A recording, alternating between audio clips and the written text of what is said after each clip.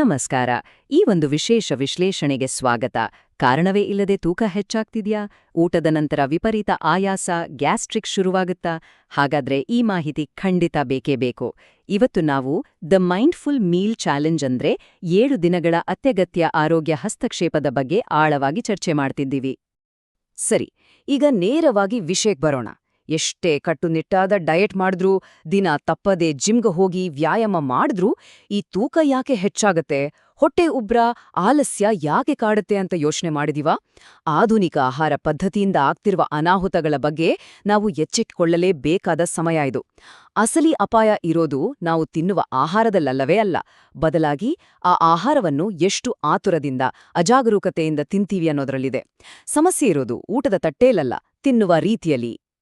Screen ನೋಡ್ತಾ ಯೋಚನೆ ಮಾಡದೆ ತಿನ್ನುವ ಅಪಾಯಗಳು, ಹಾಗೆ ಸಂಪೂರ್ಣ ಗಮನವಿಟ್ಟು ತಿನ್ನುವ ಸುರಕ್ಷತೆ, ಇವೆರಡರ ನಡುವಿನ ವ್ಯತ್ಯಾಸವನ್ನು ನಾವು ಅರ್ಥ ಮಾಡ್ಕೊಳ್ಬೇಕು.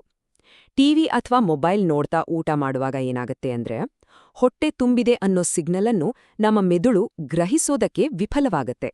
ಇದು ನೇರವಾಗಿ ಅತಿಯಾಗಿ ತಿನ್ನೋದಕ್ಕೆ ದಾರಿ ಮಾಡಿಕೊಡುತ್ತೆ. ಆದ್ರೆ ಸಂಪೂರ್ಣ ಗಮನವಿಟ್ಟು ಊಟ ಮಾಡೋದಿದೆಯಲ್ಲ, ಅದು ಜೈವಿಕವಾಗಿ ಅತ್ಯಂತ ಸುರಕ್ಷಿತ ಹಾಗೂ ಅವಶ್ಯಕವಾದ ಅಭ್ಯಾಸ. ಈಗೋ ಇಲ್ಲಿದೆ ನಮ್ಮ 7 ದಿನಗಳ ಸರ್ವೈವಲ್ ಚೆಕ್ಲಿಸ್ಟ್. ಮುಂದಿನ 7 ದಿನಗಳ ಕಾಲ ಜೀರ್ಣಕ್ರಿಯೆಯ ಸಮಸ್ಯೆಗಳನ್ನು ಸರಿಪಡಿಸಲು ಈ 5 ನಿಯಮಗಳ ಕಟ್ಟುನಿಟ್ಟಿನ ದೈನಂದಿನ ಚೆಕ್ಲಿಸ್ಟನ್ನು ಪಾಲಿಸಲೇಬೇಕು. ಆ ನಿಯಮಗಳು ಯಾವುವು ಅಂದ್ರೆ: 1. ಯಾವುದೇ ಗ್ಯಾಡ್ಜೆಟ್ಗಳಿಲ್ಲದೆ ಊಟ ಮಾಡೋದು. 2. 32 ಬಾರಿ ಅಗಿಯೋದು. 3. 80% ಮಾತ್ರ ಹೊಟ್ಟೆ ತುಂಬಿಸ್ಕೊಳ್ಳೋದು. 4. ಕೃತಜ್ಞತೆ ಸಲ್ಲಿಸೋದು. ಮತ್ತು 5. 100 ಹೆಜ್ಜೆ ನಡೆಯೋದು. ಈ ಚಾಲೆಂಜ್ನಲ್ಲಿ ಗೆಲ್ಬೇಕು ಅಂದ್ರೆ ಪ್ರತಿದಿನವೂ ಈ 5 ನಿಯಮಗಳನ್ನು ಟ್ರ್ಯಾಕ್ ಮಾಡಲು ಒಂದು ದೈನಂದಿನ ಚೆಕ್ಲಿಸ್ಟ್ ಸಿದ್ಧಪಡಿಸಿಕೊಳ್ಳೋದು ಅತ್ಯಗತ್ಯ. ಮತ್ತು ಪ್ರತಿ ಊಟದ ನಂತರ ಇದನ್ನು ಟಿಕ್ ಮಾಡ್ತಾ ಬರಬೇಕು. ಈ 5 ನಿಯಮಗಳು ಕೇವಲ ಸುಮ್ಮನೆ ಪಾಲಿಸುವಂಥ ಸಲಹೆಗಳಲ್ಲ, ಇವು ಪ್ರತಿಯೊಂದು ಊಟದಲ್ಲೂ ಅನುಸರಿಸಲೇಬೇಕಾದ ಅನುಕ್ರಮ ಹಂತಗಳು. ನಮ್ಮ ದೇಹಕ್ಕೆ ಆಗ್ತಿರುವ ಹಾನಿಯನ್ನು ತಡೆಯಲು ಇದೊಂದು ಕಟ್ಟುನಿಟ್ಟಿನ ದೈನಂದಿನ ಪ್ರಕ್ರಿಯೆ ಆಗಲೇಬೇಕು. ಮೊದಲು ಸ್ಕ್ರೀನ್ಗಳನ್ನ ದೂರವಿಡಿ, ಕೃತಜ್ಞತೆ ಸಲ್ಲಿಸಿ, ಚೆನ್ನಾಗಿ ಅಗೀರಿ, ಹೊಟ್ಟೆ ಪೂರ್ತಿ ತುಂಬಿಸುವ ಮುನ್ನವೇ ನಿಲ್ಲಿಸಿ, ಕೊನೆಯದಾಗಿ ವಾಕ್ ಮಾಡಿ. ಇದರಲ್ಲಿ ಯಾವುದೇ ರೀತಿಯ ರಾಜಿ ಇಲ್ಲವೇ ಇಲ್ಲ. ಬನ್ನಿ ಈಗ ಮೊದಲನೆಯ ನಿಯಮವನ್ನು ಸ್ವಲ್ಪ ವಿವರವಾಗಿ ನೋಡೋಣ. No screens, only food. ಅಂದ್ರೆ ಊಟ ಮಾಡುವಾಗ ಮೊಬೈಲ್, ಲ್ಯಾಪ್ಟಾಪ್ ಬಳಸೋದನ್ನ ಸಂಪೂರ್ಣವಾಗಿ ನಿಲ್ಲಿಸಬೇಕು. ಸ್ಕ್ರೀನ್ ನೋಡ್ತಾ ಊಟ ಮಾಡಿದ್ರೆ ಎಷ್ಟು ತಿಂದಿದೀವಿ ಅಂತ ನಮ್ಮ ಮೆದುಳಿಗೆ ಗೊತ್ತಾಗೋದೇ ಇಲ್ಲ. ಮೆದುಳಿನ ಹೊಟ್ಟೆ ತುಂಬಿದೆ ಅನ್ನೋ ಸಂಕೇತಗಳನ್ನು ಮರೆಮಾಚುವ ಈ ಅಭ್ಯಾಸ ಅತ್ಯಂತ ಅಪಾಯಕಾರಿ. ಇದರಿಂದ ಓವರ್ ಈಟಿಂಗ್ ಅಥವಾ ಅತಿಯಾಗಿ ತಿನ್ನುವ ಸಮಸ್ಯೆ ಖಂಡಿತ ಗ್ಯಾರಂಟಿ. ಇನ್ನು ಇಲ್ಲಿನ ಪ್ರಮುಖ ಅಂಶ ಅಂದ್ರೆ 2ನೇ ನಿಯಮ, 32 ಬಾರಿ ಅಗಿಯೋದು. ಹಿರಿಯರು ಒಂದ್ ಮಾತು ಹೇಳ್ತಾರೆ, ಅನ್ನವನ್ನ ಕುಡಿಬೇಕು, ನೀರನ್ನ ತಿನ್ಬೇಕು ಅಂತ. ಅಂದ್ರೆ ಘನರೂಪದ ಆಹಾರವನ್ನ ನಾವು 32 ಬಾರಿ ಅಗಿಯುವ ಮೂಲಕ ಸಂಪೂರ್ಣವಾಗಿ ದ್ರವರೂಪಕ್ಕೆ ಬದಲಾಯಿಸಬೇಕು. ಹೀಗೆ ಮಾಡದಾಗ ಜೊಲ್ಲುರಸ ಆಹಾರದ ಜೊತೆ ಚೆನ್ನಾಗಿ ಬೆರೆತು ಜೀರ್ಣಕ್ರಿಯೆಯ ಮೊದಲ ಹಾಗೂ ಅತ್ಯಂತ ನಿರ್ಣಾಯಕ ಹಂತ ನಮ್ಮ ಬಾಯಲ್ಲೇ ಶುರುವಾಗ್ಬಿಡುತ್ತೆ. ಇಲ್ಲಿ ಅತಿ ಮುಖ್ಯವಾಗಿ ಗಮನಿಸಬೇಕಾದ ಸಂಖ್ಯೆ 50%. ನಾವು ಆಹಾರವನ್ನು ಚೆನ್ನಾಗಿ ಅಗಿದು ತಿಂದಾಗ ಅದು ಹೊಟ್ಟೆಯ ಯಾಂತ್ರಿಕ ಕೆಲಸವನ್ನು ಬರೋಬ್ಬರಿ 50% ಕಡಿಮೆ ಮಾಡುತ್ತೆ. ಅಂದ್ರೆ ಹೊಟ್ಟೆಯ ಅರ್ಧದಷ್ಟು ಕೆಲಸ ಉಳಿಸಿದ ಹಾಗೆ.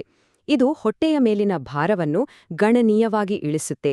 ಜೊತೆಗೆ ಈ ಅಪಾಯಕಾರಿ ಗ್ಯಾಸ್ಟ್ರಿಕ್ ಸಮಸ್ಯೆಯ ಮೂಲ ಕಾರಣವನ್ನೇ ಪರಿಣಾಮಕಾರಿಯಾಗಿ ನಿರ್ಮೂಲನೆ ಮಾಡುತ್ತೆ. 3ನೇ ನಿಯಮ ಹೊಟ್ಟೆಯ ಸಾಮರ್ಥ್ಯದ ಕಟ್ಟುನಿಟ್ಟಿನಾದ ಮಿತಿಗಳ ಬಗ್ಗೆ ಸ್ಪಷ್ಟಪಡಿಸುತ್ತೆ. ಅದೇನಂದ್ರೆ ಕೇವಲ 80% ಮಾತ್ರ ಆಹಾರದಿಂದ ತುಂಬಬೇಕು. ಉಳಿದ 20% ಭಾಗವನ್ನು ಗಾಳಿ ಮತ್ತು ಜೀರ್ಣಕ್ರಿಯೆಯ ಪ್ರಕ್ರಿಯೆಗಾಗಿ ಕಡ್ಡಾಯವಾಗಿ ಖಾಲಿ ಬಿಡ್ಲೇಬೇಕು. ಗಂಟಲುವರೆಗೂ ಹೊಟ್ಟೆ ಗಟ್ಟಿಯಾಗೋವರೆಗೆ ಗರಿಷ್ಠ ಸಾಮರ್ಥ್ಯದಲ್ಲಿ ತಿಂದ್ರೆ ಆಲಸ್ಯ ಮತ್ತು ತೂಕ ಹೆಚ್ಚಾಗೋದು ಖಂಡಿತ ಅನ್ನೋದು ನೆನ್ಪಿರ್ಲಿ. ಈಗ 4ನೇ ನಿಯಮ, ಕೃತಜ್ಞತೆ ಸಲ್ಲಿಸುವುದು. ಊಟದ ತಟ್ಟೆಯ ಮುಂದೆ ಕುಳಿತಾಗ ಕೇವಲ ಒಂದು ಕ್ಷಣ ಕಣ್ಣು ಮುಚ್ಚಿ ಆ ಆಹಾರ ನಮ್ಮ ತಟ್ಟೆಗೆ ಬರಲು ಕಾರಣವಾದ ರೈತರಿಗೆ, ಅಡಿಗೆ ಮಾಡಿದವರಿಗೆ ಮನಸ್ಸಿನಲ್ಲೇ ಧನ್ಯವಾದ ಹೇಳೋದು ಅತೀ ಮುಖ್ಯ. ಇದೇನು ಬರೀ ಭಾವನಾತ್ಮಕ ವಿಚಾರ ಅಂತ ಅನ್ಕೋಬೇಡಿ. ಹೀಗೆ ಒಂದು ಸಣ್ಣ ವಿರಾಮ ತೆಗೆದುಕೊಂಡು ಕೃತಜ್ಞತೆಯಿಂದ ಊಟ ಮಾಡಿದಾಗ ದೇಹದಲ್ಲಿ ಪಾಸಿಟಿವ್ ಹಾರ್ಮೋನ್ಗಳು ಬಿಡುಗಡೆಯಾಗ್ತವೆ. ಈ ರಾಸಾಯನಿಕ ಬದಲಾವಣೆಯಿಂದ ಆಹಾರದ ಪೌಷ್ಟಿಕಾಂಶವನ್ನು ದೇಹ ಗರಿಷ್ಠ ಮಟ್ಟದಲ್ಲಿ ಹೀರಿಕೊಳ್ಳುತ್ತೆ. ಇನ್ನು ಕೊನೆಯ ಹಾಗೂ ಅತ್ಯಂತ ಪ್ರಮುಖವಾದ 5ನೇ ನಿಯಮ, ಊಟದ ನಂತರ ಕಡ್ಡಾಯವಾಗಿ 100 ಹೆಜ್ಜೆ ನಡೆಯುವುದು. ಊಟ ಆದ ತಕ್ಷಣ ಮಲಗೋದು ಅಥವಾ ಒಂದೇ ಕಡೆ ಕೂರೋದು ಅತ್ಯಂತ ಅಪಾಯಕಾರಿ ಅಭ್ಯಾಸ. ಇದರ ಬದಲಾಗಿ 10 ರಿಂದ 15 ನಿಮಿಷಗಳ ಕಾಲ ನಿಧಾನವಾಗಿ ವಾಕ್ ಮಾಡೋದು ಅತ್ಯಗತ್ಯ. ಊಟದ ನಂತರ ವಾಕ್ ಮಾಡೋದು ಯಾಕೆ ಅಷ್ಟು ಮುಖ್ಯ ಅಂತ ಇಲ್ಲಿ ಸ್ಪಷ್ಟವಾಗುತ್ತೆ. ಊಟದ ತಕ್ಷಣ ಮಲಗಿದಾಗ ರಕ್ತದಲ್ಲಿನ ಸಕ್ಕರೆ ಅಂಶ ಅಂದ್ರೆ ಬ್ಲಡ್ ಶುಗರ್ ಲೆವೆಲ್ ಹಠಾತ್ತಾಗಿ ಏರಿಕೆಯಾಗತ್ತೆ. ಇದು ತುಂಬಾನೇ ಡೇಂಜರಸ್. ಅದೇ 10-15 ನಿಮಿಷಗಳ ಕಾಲ ವಾಕ್ ಮಾಡಿದ್ರೆ ಶುಗರ್ ಲೆವೆಲ್ ಸ್ಥಿರವಾಗಿ ಮತ್ತು ಸುರಕ್ಷಿತವಾಗಿರಲು ಸಹಾಯ ಆಗುತ್ತೆ. ಈ ಕಡ್ಡಾಯ ನಡಿಗೆ ತೂಕ ನಿಯಂತ್ರಣಕ್ಕೆ ಒಂದು ನಿರ್ಣಾಯಕ ಕಾರ್ಯವಿಧಾನವಾಗಿ ಕೆಲಸ ಮಾಡುತ್ತೆ. ಈ 7 ದಿನಗಳ ಟೈಮ್ಲೈನ್ ಗಮನಿಸಿದ್ರೆ ಈ ಮುಂಚೆ ಹೇಳಿದ ಹಾಗೆ ದೈನಂದಿನ ಚೆಕ್ ಲಿಸ್ಟ್ ಅನ್ನು ಬಳಸಬೇಕು. ಮೊದಲನೇ ದಿನ ಈ 5 ನಿಯಮಗಳನ್ನು ಜಾರಿಗೊಳಿಸಿದ್ರೆ 3ನೇ ದಿನದ ಹೊತ್ತಿಗೆ ಗ್ಯಾಸ್ಟ್ರಿಕ್ ಸಮಸ್ಯೆಗಳು ಕಡಿಮೆ ಆಗೋದನ್ನ ಖಂಡಿತ ಗಮನಿಸಬಹುದು. ಇನ್ನು 7ನೇ ದಿನದ ಹೊತ್ತಿಗೆ ಶಕ್ತಿಯ ಮಟ್ಟದಲ್ಲಿ ಸಂಪೂರ್ಣ ಮತ್ತು ಅತ್ಯಗತ್ಯವಾದ ದೈಹಿಕ ಬದಲಾವಣೆಯನ್ನು ನಾವೆಲ್ಲರೂ ನಿರೀಕ್ಷಿಸಬಹುದು. ಅಂತಿಮವಾಗಿ ನಮ್ಮ ಮುಂದಿರುವ ಪ್ರಮುಖ ಪ್ರಶ್ನೆ ಎಂದರೆ, ಮುಂಬರುವ ಈ 7 ದಿನಗಳು ಜೀರ್ಣಕ್ರಿಯೆಯ ಆರೋಗ್ಯಕ್ಕೆ ಒಂದು ಮಹತ್ವದ ತಿರುವಾಗಲಿದೆಯೇ, ಅಥವಾ ಊಟದ ತಟ್ಟೆಯಲ್ಲಿರುವ ಆ ಗುಪ್ತ ಅಪಾಯಗಳನ್ನು ನಿರ್ಲಕ್ಷಿಸುವ ಮತ್ತೊಂದು ಸಾಧಾರಣ ವಾರವಾಗಲಿದೆಯೇ? ಈ 5 ನಿರ್ಣಾಯಕ ದೈನಂದಿನ ನಿಯಮಗಳನ್ನು ಕಡೆಗಣಿಸಿದರೆ ಭವಿಷ್ಯದಲ್ಲಿ ಎದುರಿಸಬೇಕಾದ ತೀವ್ರತರವಾದ ದೈಹಿಕ ಪರಿಣಾಮಗಳ ಬಗ್ಗೆ ಆಳವಾಗಿ ಯೋಚನೆ ಮಾಡಬೇಕು.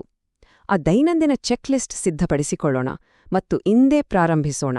ಈ ವಿಶ್ಲೇಷಣೆಯಲ್ಲಿ ನಮ್ಮೊಂದಿಗೆ ಕೈಜೋಡಿಸಿದ್ದಕ್ಕೆ ಧನ್ಯವಾದಗಳು.